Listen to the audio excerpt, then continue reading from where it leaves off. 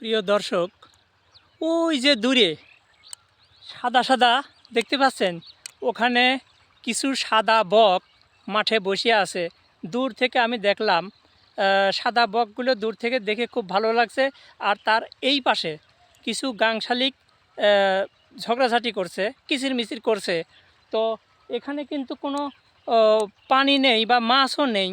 এখানে সম্ভবত এই যে এখানে মাঠে সেচ দেওয়া হয়েছিল ডিপ শ্যালো মেশিন দিয়ে, তখন পানি ছিল। সেই পানির আশাই হয়তো এরা এসেছিল, হয়তো ধারণা করেছিল এখানে মাছ আছে, সেটা মনে করে এসেছিল। কিন্তু সে পানি এই দেখুন মাটিতে শুকিয়ে গেছে। এতে কিন্তু কোনো মাছ থাকার প্রশ্নই আসে না। হয়তো সেই আশা করে এই বকগুলো এখানে এসেছিল। এখন পানি আর নাই। তারপরে ওরা এখনও মাঠে, ওই যে দেখুন, ওই যে দূরে দেখা যাচ্ছে, ওই বকগুলো এখনও বসে আছে। দেখি আমি ওদের কতখানি কাছে যেতে পারি। ওরা কিন্তু খাবারের সন্ধানে এখানে এসেছিল, এখানে এসেছিল এখানে এই সেচের পানি দেখে।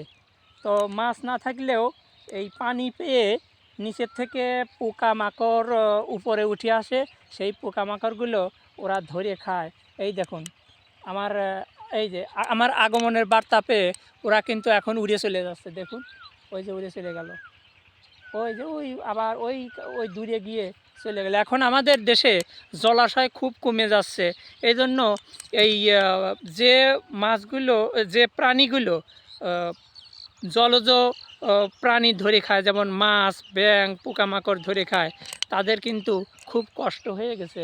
কারণ আমাদের দেশে এখন ওই জলাশয় কমে যাচ্ছে, জলাশয়গুলো ভরাট হয়ে যাচ্ছে, বিল বাওরগুলো অনেক জায়গায় শুকিয়ে যাচ্ছে, নদীগুলো শুকিয়ে যাচ্ছে। এই রকম এই বক বা যারা ওই জলজ প্রাণীদের ধরিয়ে খেয়ে থাকে, তাদের কিন্তু অনেক খাদ্য সংকট দেখা দিয়েছে। বক কিন্তু এখানে এই শুকনা খটখটে মাঠে থাকার কথা ছিল না। তাদের থাকার কথা ছিল যেখানে পানি থাকে, বিল বাওর থাকে, নদী, বিল, এইরকম জায়গায় থাকার কথা ছিল। কিন্তু সেরকম জায়গাই তো নাই। এরা যাবে কোথায়? তারপর যেখানে একটু পানির আভাস পায় সেখানে ওরা আসে খাবার খোঁজে।